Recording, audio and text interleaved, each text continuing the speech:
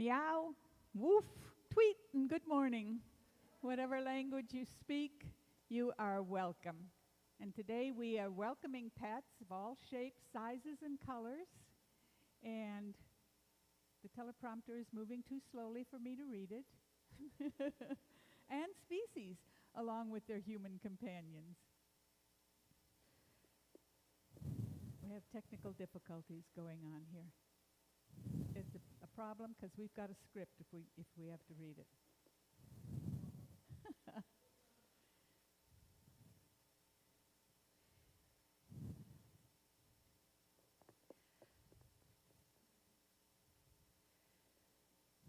Okay, it's not working. Here, Joe, we're going to read from the same script. Oh, it's working now. Okay. Oops. Poor little Leo. Oops. It's working very slowly. Good morning. I can do my animal interpretation. Joe's going to do animal I can do interpretation. the woof and the meow. Oh, it's not working. Let's just do this. Okay. I'll come to you. Okay. We can read off the same script. This is your... Talk about diversity. Today we really have it. Good morning. I'm Joe Byrne, your co-celebrant this morning, along with Reverend Foerster, our minister.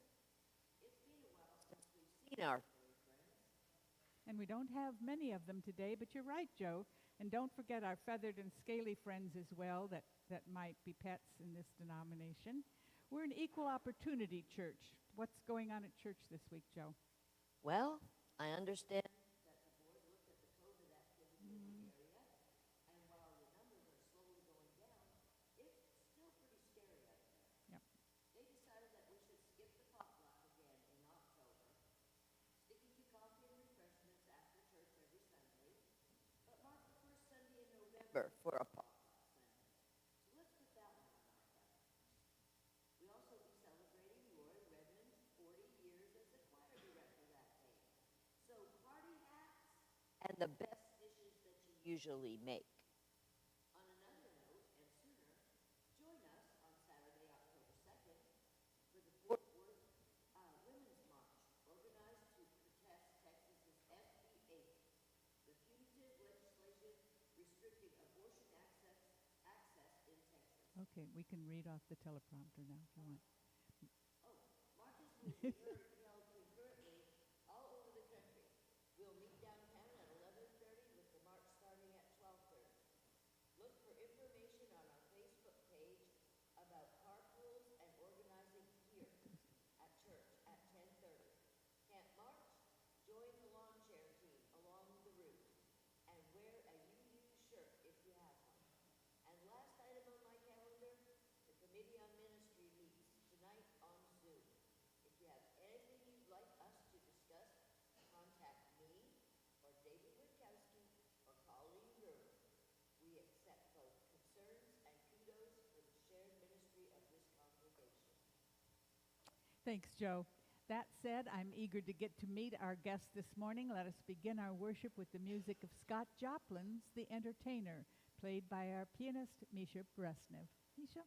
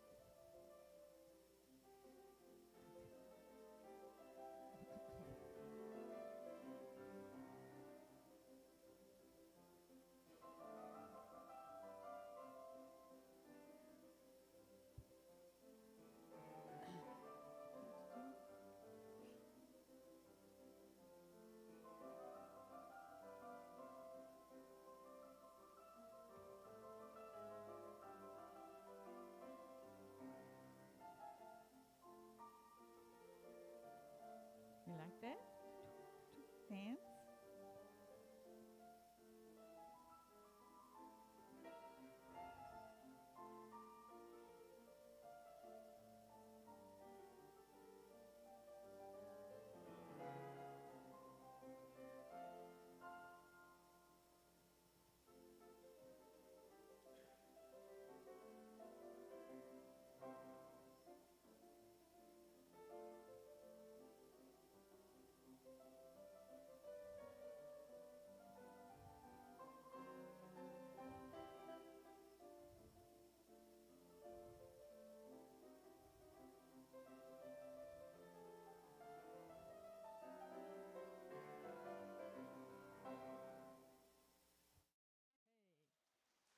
Bravo.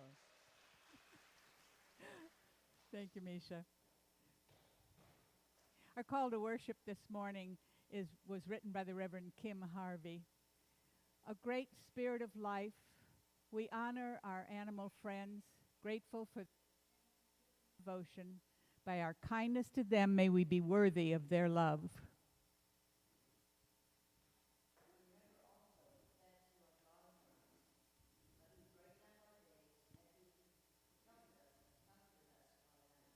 We acknowledge animals unknown to us who are suffering, for many that are hunted or deserted or tortured. We ask for them your pity and your mercy. And for those who handle them, we ask a heart of compassion, gentle hands, and kind words. Be true friends to the animals, and love them, and keep them, and bless them all the days of their lives. Before we light the chalice, let me just make a few little announcements of what's going on today. We didn't know how many pets might be coming, but we thought this is an annual thing and we'd like to get back to it. So we are going to take time to honor those pets in absence later in the service, the ones that you have aren't here. I heard many people say, oh, my dog's 80 pounds and she doesn't like anybody else. and so that's okay, because we love them anyway. My dog thinks he's a big dog. Some of your big dogs think they're little dogs. It's their world. I also heard people say, but I didn't get a newsletter this weekend, and I didn't get an order of service this morning. And that's because Carl is on vacation. And let me tell you, Carl usually comes in a half day of his vacations to do those weekend things. And I said, no, you take vacations like other people, and you take the week off. So we can do without a weekend newsletter, and we can do without an order of service because I have it in here. Okay, we light our chalice this morning in honor of the animal realm. Furred and hoofed, two-legged and four-legged and many-legged, fanged and clawed, gentle and fierce, wild and tame. May we remember that all animals are our relatives, worthy of our care and respect. So please join me in our opening hymn, number 175. The words will be on the screen, or you can use the hymn book. We celebrate the web of life.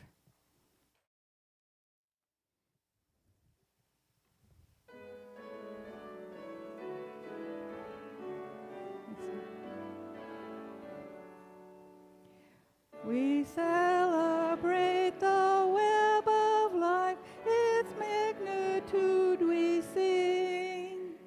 For we can see divinity in every living thing.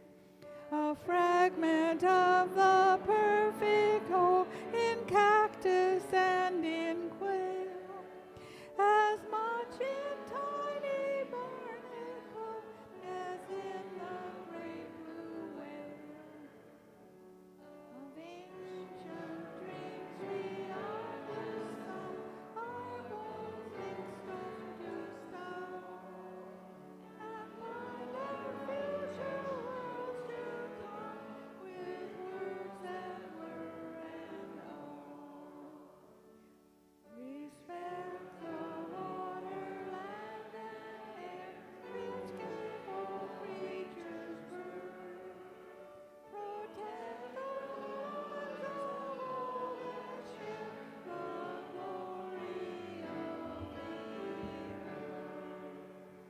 if you'll remain standing, we'll affirmation together as we do every Sunday.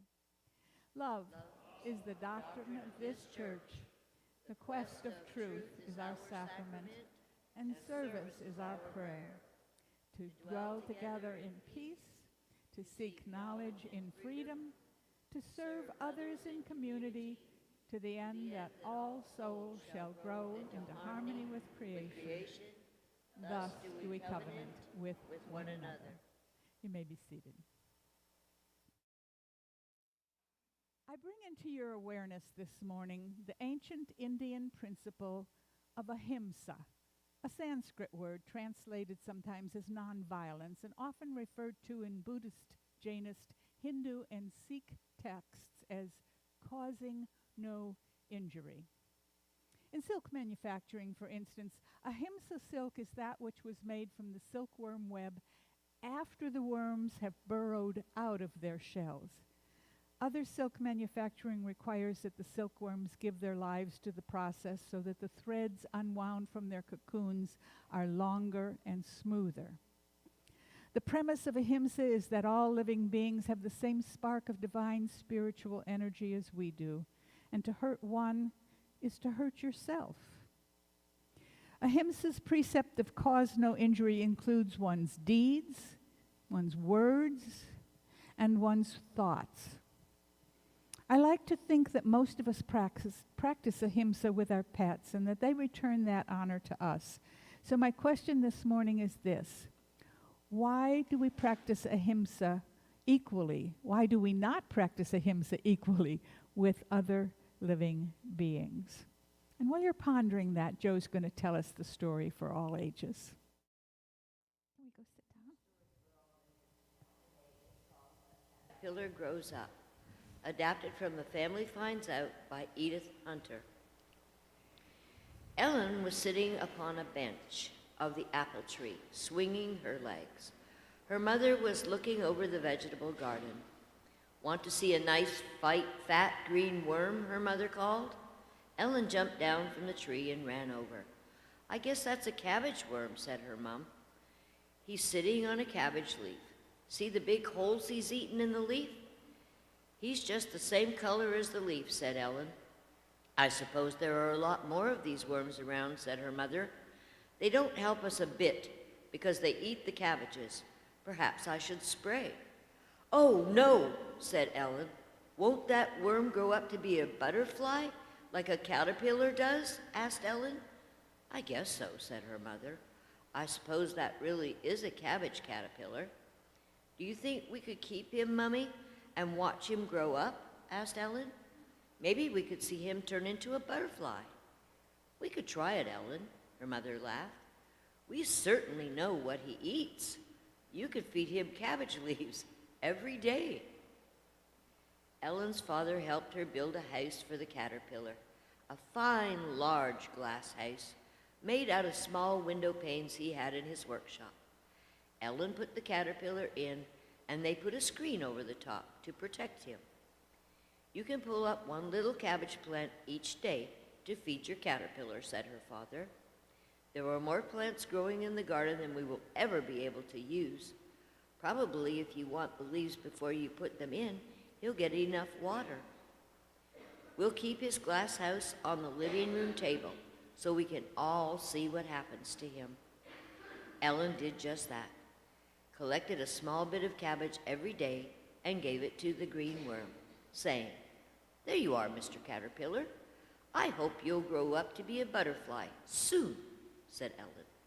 For 3 days the caterpillar crawled around in his glass house. Then he crawled up the glass to one side of his house. About halfway up he stopped. He didn't move. I think he's ready to spin a cocoon, her mother said. Well, we'll just have to wait and see. And for about a week, he got a little smaller looking. He didn't look like a caterpillar anymore, just a dried up little skin with a thin layer of webbing around him. A few days later, Ellen noticed something. Mom, Dad, I think I can see yellow wings inside. I'm sure I can. Do you think he's going to come out and be a butterfly now? Why, this is the most wonderful thing I've ever seen, said her mother. Let's take the glass house out on the porch and we'll watch the butterfly come out. They waited and waited and nothing happened. Ellen started to fall asleep, just sitting there. Then suddenly she opened her eyes. Oh, look, she called to her parents. He's coming out. They watched him until he emerged fully.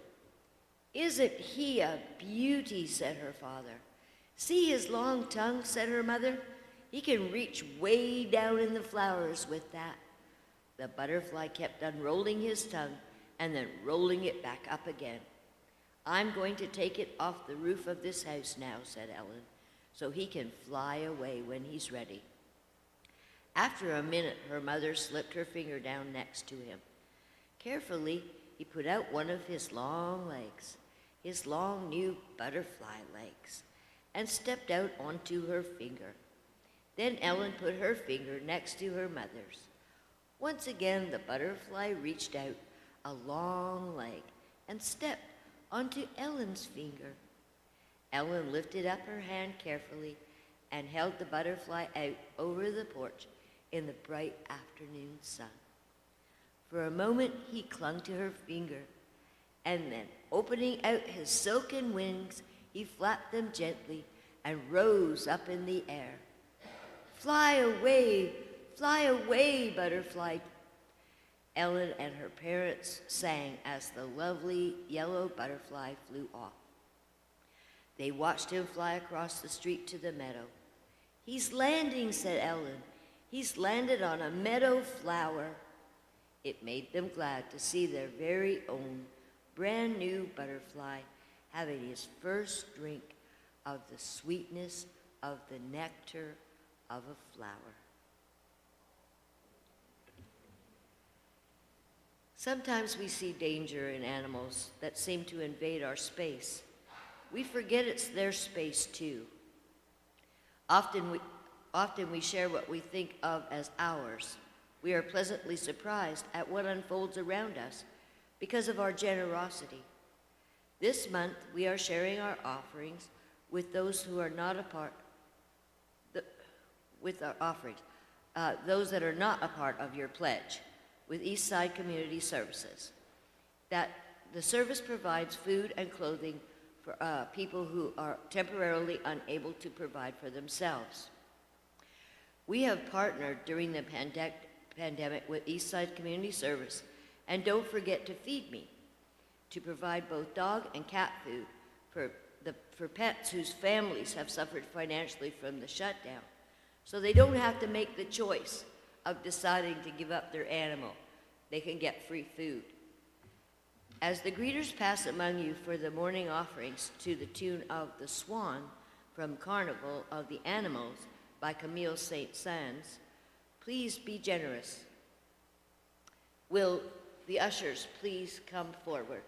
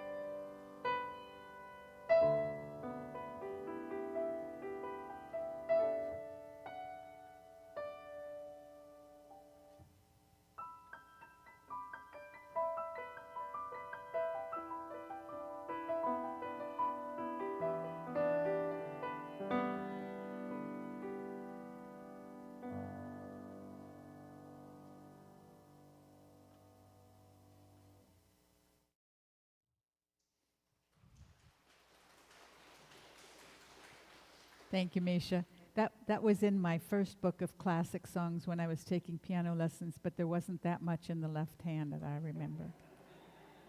It was beautiful. Amanda Pape, the author who wrote To Break Our Hearts Open, asked, what exactly are we doing when we invite love into our lives? Surely we know that it's much tidier without it, when things stay at a distance. There was a time not too long ago, maybe 4 years or so, when my life was tidier than it is now. I had no responsibilities. I was retired from the ministry, except for an occasional sermon here and there around North Texas. I had no pets except an old fat cat who did little but eat and sit in the sun. I was involved only in seeing that her bowl was full and the door was opened when she was ready for going outside. And then, well, some of you have heard this story. Then my daughter sent me a text with a photo of a scruffy, dirty, skinny little dog that someone had dumped in front of her house. They had driven up, opened the car door, jerked off his collar, and pushed him out and driven away. He sat shivering in the middle of the road, and she had intended to send the picture to Saving Hope, an organization that finds foster and permanent homes for abandoned animals. But she sent it to me as well, asking, how can people do that to poor defenseless creatures? Well, I took one look at that picture and texted back, what are you doing with my dog? Bring him home. She'd been trying to get me to get a dog for years, and I had resisted, opting for the tidy life. How could I have been so wrong? I named him Liam, fierce protector, and he is that and more. My life was no longer tidy. A similar thing happened a few months later. I received an email from Julie Hevelone and Mary Kerwin saying, we've lost our minister. Can you preach? How often? Now, I'm not comparing you with an abandoned puppy. Except perhaps in the broadest sense. And I didn't jump in and adopt you. No, it took about 3 months, and you kind of adopted me. Well, maybe we adopted one another. But my point is this same. A tidy life has its selling points. But when we invite love into our lives, it's a whole lot more fun and exciting. Some of the love you have invited into your lives are here in this room or in your thoughts because you left them at home for one reason or another. And it is apparent as well that it is requited love, love returned. I want to talk to you this morning about love returned and about the strides that have been made in our social and legal systems to make it more possible. Joe, you don't have to stand there while I'm talking. You can sit down and relax. I forgot to tell you that. Sometimes it's difficult to be a co-celebrant because I don't give good instructions. But here's just one example of what I mean. A couple of years ago, the Women's Alliance invited a representative from Patriot Paws to their monthly luncheon to talk about their work with service dogs for returning military personnel. Patriot Paws' mission is this: to train and provide service dogs of the highest quality at no cost to disabled veterans and others with mobile disabilities in order to help restore their physical and emotional independence. We were blown away by the program and the results that they had achieved. Trained service dogs can pick up and retrieve things a disabled veteran might no longer be able to reach. They can do jobs around the house the vet is unable to do, like answer the door. They provide companionship and emotional support. But what is really astounding is the care and concern that goes into the training of these animals. They start with a group they call puppy raisers, volunteers whose job includes these tasks, and there are many: providing a safe, healthy environment where the dog feels loved and wanted, understanding that this is a family commitment and everyone in the family is to be involved in the welfare of the dog, socializing and keeping the dog with you as much as possible, that is shopping, work, family outings, all of that, teaching the dog good house manners, exercising and training your dog daily, having a fenced-in yard, obtaining regular medical care, that is vaccinations, for the dog in coordination with Patriot Paws and completing monthly reports provided by the trainers, the willingness to follow the training guidelines given by Patriot Paws, returning the dog to the Patriot Paws office as instructed by the trainers, attendance at training classes at least twice a month. Daytime classes are held 2 Fridays each month from 11 to 1 p.m. Now this job takes months and months until the dog, the puppy that they start with, is ready for further individual training for its new owner. And the outcome for the puppy raisers is always this. They have to give that dog back at the end of the training. And yet they have dozens and dozens of volunteer puppy trainers. In 2008, Patriot Paws entered into an innovative partnership with a service dog training program inside the Texas Department of Criminal Justice. 3 prison facilities participate in this program, including Lane Murray and Crane's Women Correctional Units located in Gatesville and the Boyd Men's Correctional Unit in Fairfield. This partnership not only helps Patriot Paws train more service dogs for disabled vets, but creates career opportunities for inmates after their release and provides a way for them to give back to the community during their incarceration. The Patriot Paws and TDCJ partnership has exceeded all expectations and is widely considered to be one of the most successful programs of this type in the country. Well, inspired by this program, I recently went online and I looked up more information on service animals, animals trained to help humans who have trouble helping themselves. And I was heartened by the growth of these programs over the last 30 years and the compassionate laws that have been put in place to support them at every level. The Americans with Disabilities Act of 1990 is a civil rights law that prohibits discrimination based on disability. It affords similar protections against discrimination to Americans with disabilities as the Civil Rights Act of 1964, which made discrimination based on race, religion, sex, national origin, and other characteristics illegal. And later, sexual orientation was added to that list. But in addition, unlike the Civil Rights Act, the ADA also requires covered employers to provide reasonable accommodations to employees with disabilities and imposes accessibility requirements on public accommodations. Now that's the dry legal description that serves to cover a whole lot of deeply inspiring love, accommodation, and compassion. First, there are service animals, trained to help in providing independence to people covered by the ADA. We've seen seeing eye dogs for a long time. Now there are more kinds of service available. A service animal under the law means any dog that is individually trained to do work or perform tasks for the benefit of an individual with a disability, including a physical, sensory, psychiatric, intellectual, or other mental disability. I mean, this is seeing eye dogs multiplied, right?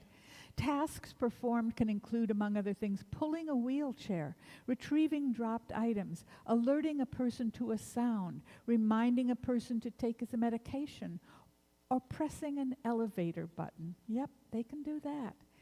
These are things most of us take for granted, but not everybody's life is as tidy as ours. Here are some of the other things these dogs are trained to do. A hearing or signal dog is a dog that has been trained to alert a person who has significant hearing loss or is deaf when a sound occurs, such as a knock on the door. A psychiatric service dog is a dog that has been trained to perform tasks that assist individuals with disabilities to detect the onset of psychiatric episodes and lessen their effects by reminding them to take their meds, checking on local safety issues, turning on lights, interrupting self-mutilation, and keeping disoriented individuals from danger. Tasks performed by psychiatric service animals may include reminding the handler to take a medicine, providing safety checks and room searches, or turning on lights for persons with post-traumatic stress disorder. interrupting self-mutilation by persons with dissociative identity disorders, and keeping disoriented individuals out of danger. Social signal dogs are trained to assist a person with autism. The dog alerts the handler to distracting, repetitive movements common among those with some types of autism, allowing the person to stop the movement. Seizure response dogs are trained to assist a person with seizure disorders. The dog may stand guard over the person during a seizure, or the dog may go for help. A few dogs have learned to predict a seizure and warn the person in advance to sit down or move to a safe place. And the law provides that all service dogs, and I'll talk about other animals in a minute, be allowed where pets are not usually welcomed, including places where a person might shop, be employed, or live. They are welcome on transportation vehicles as well, and all that is required is that the dog is under the control of its handler and not offering a threat to anyone else.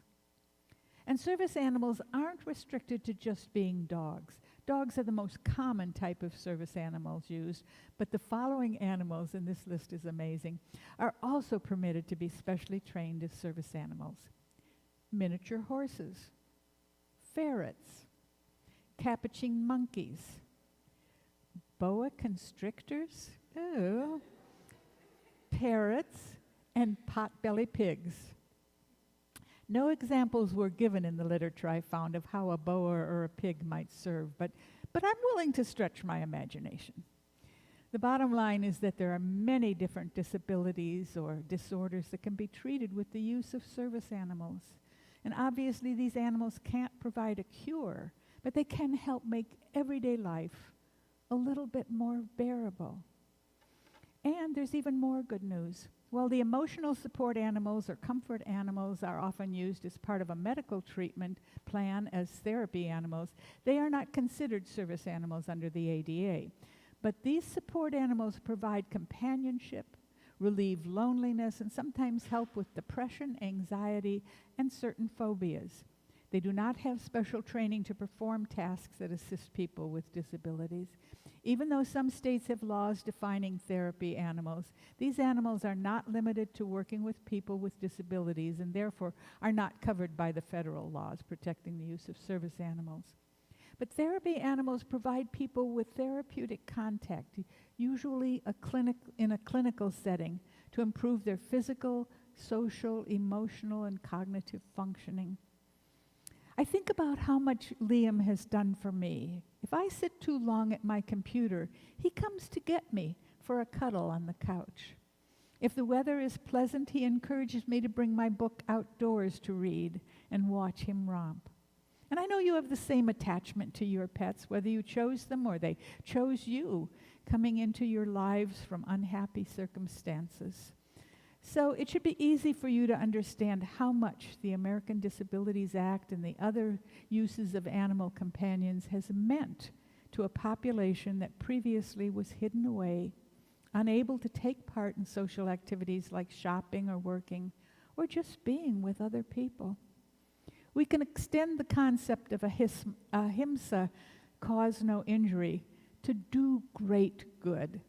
And if you cherish your beloved creature, look into what organizations might use your help, whether it be financial or the help of your time.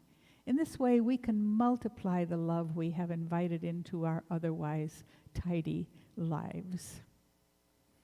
Well, dogs have gotten the most press in my words so far this morning about the ADA's programs, and cats have asked for equal time. So at this time, we present Duetto Bufu du Due Gatti, or The Duet for Two Cats by Rossini, performed by Della Purdon and Marianne Clark.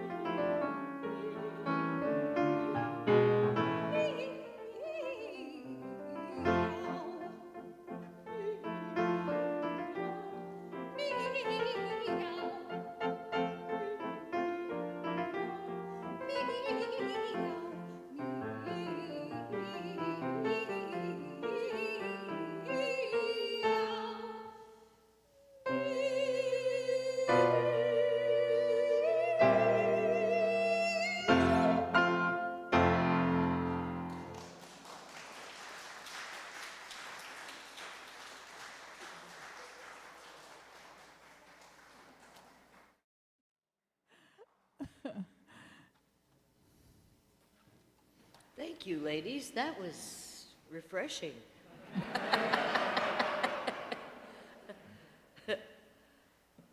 Blessed Are All Living Things by Maureen Hyperlink. For the blessing of the animal companions, we give thanks. For the beautiful ones, those whose fur is silky and whose tails are long, whose feathers are brilliant or whose voices are splendid, we give thanks. For the frantic ones, the runts and the hungry, who run for food from a bowl, or a pat as though this is life's last possible gift, we give thanks for them as well. For the obnoxious ones, the heads that butt against us as we're trying to sleep, the bodies that refuse to learn discretion as they make digestive gifts, we give thanks. For those whose bark and purr and growl and meow, for all those who squeak or squawk or snarl or hiss, we give thanks. For the animals unknown to us, those whose niche in life's web is fragile, whose lives are insecure, for all who care for them, and we wish them well, and we give thanks. Blessed are the animals. Blessed are the creatures who live with us and need our care. Blessed are the mammals and the reptiles and the birds who teach us we are not alone.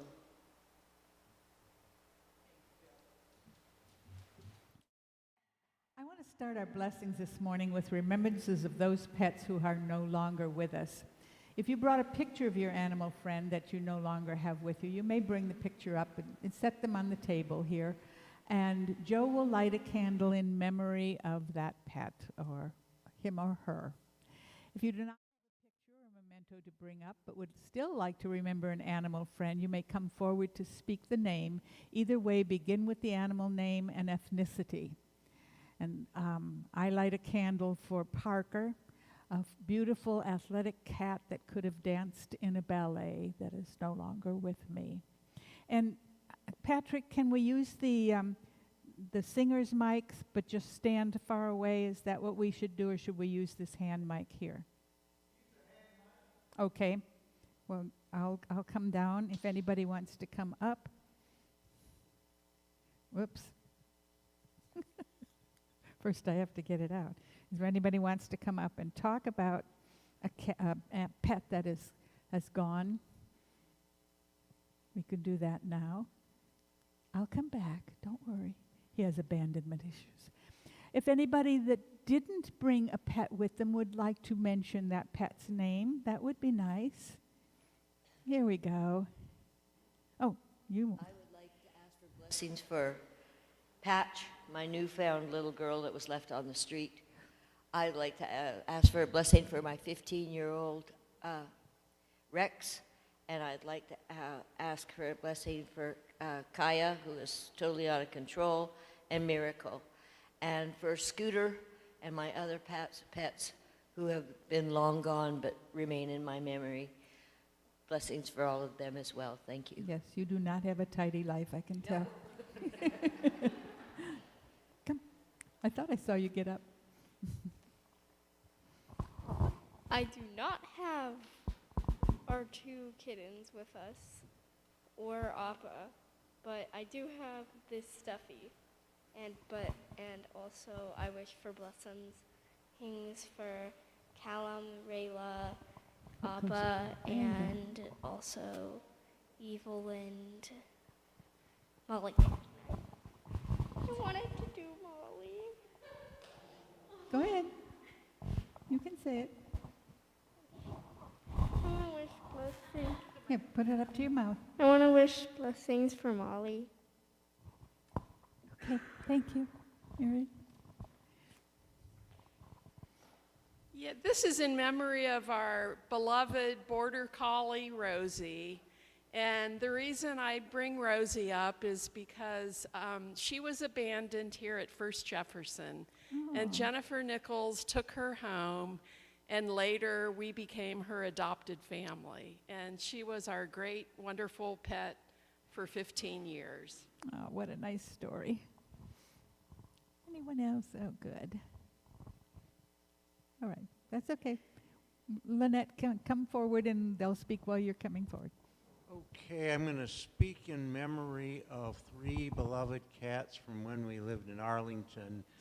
Sanjay, who was a male Siamese, very friendly, and lived to be 18 until his heart and kidneys suddenly went. And Jaskan, who was a orange domestic tabby who lived to be 21, although the quality of his life in his later years was not as good as it had been. And then Hermes, who died a little bit younger, but was black and white and very sweet. Oh, thank you.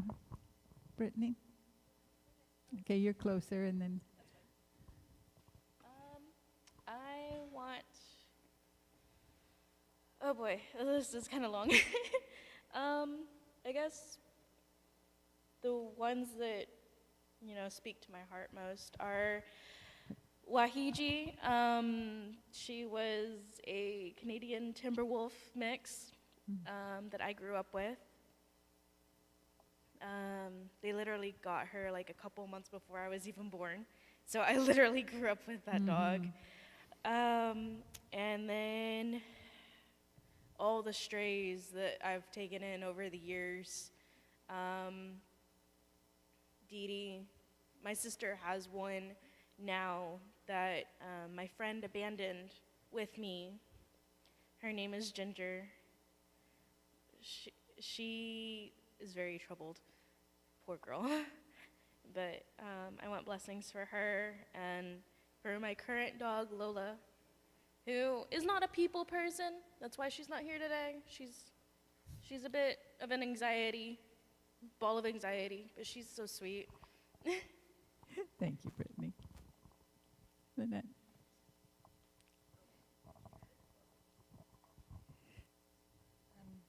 I rise in memory of Toto, our little gray poodle mix, who ruled the house for 17 years, and we only lost him about 2 months ago. Oh. So we're still milking him. Oh, yes, indeed.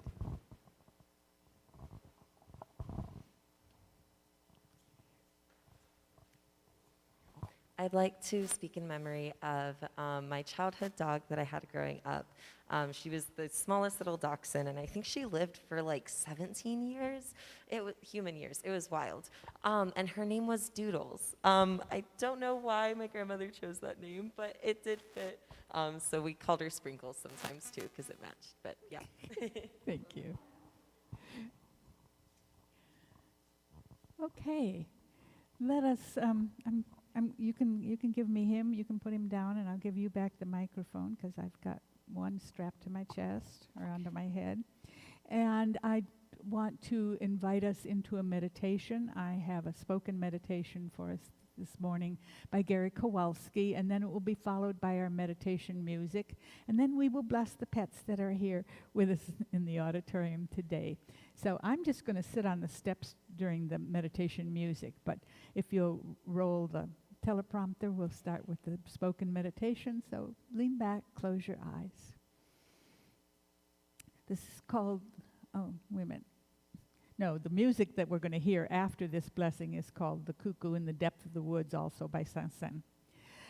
We give thanks for the animals who live close to nature, who remind us of the sanctities of birth and death, who do not trouble their lives with foreboding or grief, who let go each moment as it passes and accept each new one as it comes with serenity and grace, and enable us to walk in beauty as they do, at one with the turning seasons, welcoming the sunrise, and at peace with the sunset.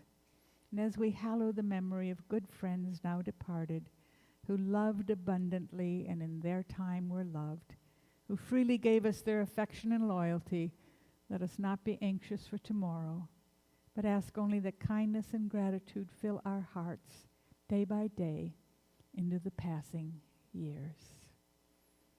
Misha. Okay, let's sit here.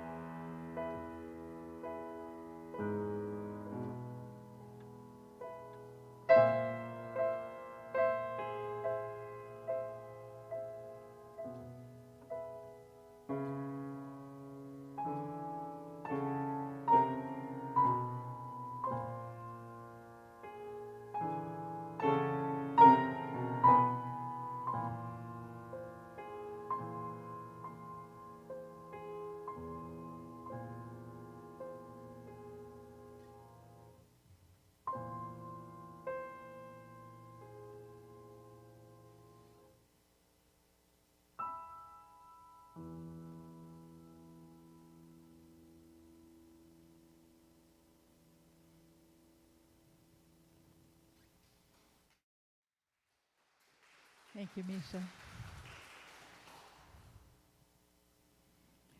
You will notice that I have only 2 responses this morning. The first one that I've already given, and the blessing of the animals will be the second. I invite you to help me with this as we bless the animals among us and the ones who have to leave home because of their shyness or some other reason. So for the 3 animals now in the congregation with us, my furry, feathered, and scaly friends, I greet you. You come from the same life force of creation that I do, and I greet you as a sister. I wish for you that your days be filled with love and whatever else you need. May your tummy always be full, and may you always have a place to rest. And I wish for you many days of love and kindness with your human friends. May you play together and work together in gentleness and with respect for one another. And we will bless all 3 of the animals we have with us today at once. If you want to come up here in the center, I have cat treats and I have dog treats. If you didn't bring your own, you want to come bring him up. And what's your cat's name? Okay, I'd like to talk about him a little bit. This is Okay. his kitten name is Chin Chin because he has a little dog. We used to point to him more respectful than they call him Cuckoo because he looks like a Vulcan cat. Vulcan cat, I love it. He belongs actually to a former member of our church. Oh, he found the treats. When she's moving, he's interested in this. But she's moving and she had to have a temporary home or maybe a permanent home for this cat. And he's 7 years old, and I actually knew him as a kitten. So we brought him to be blessed today. And he's kind of strange in some ways, so maybe a blessing will. Okay, well, let's not let him eat from the because he might get sick. But take a couple of these for the blessing, and you will bless him. And you have you've given one to David's dog, or Michael's dog. All right, and Liam, I will give you one of these. And what we will do is we will say this. you want it? You want here? Here's a couple more, Michael, so that you can do the blessing. All right. So, oh, they're friends. So, repeat after me for this blessing. I offer you this treat.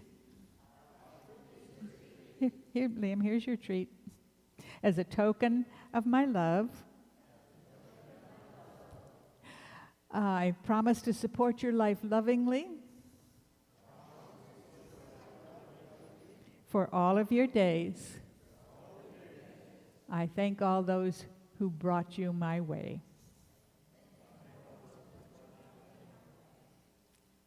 Okay, we're only doing this once, so if you can move the teleprompter up to the next place, we don't have to repeat this, as we would if there were hundreds of animals here. Okay. Beauty fills this room, beauty and love, kindness and companionship. Please join me in singing our closing hymn, which is not about animals, but about the beauty that surrounds us, so common and close that sometimes we miss it. Seek not afar for beauty. It's number 77 in your hymnals.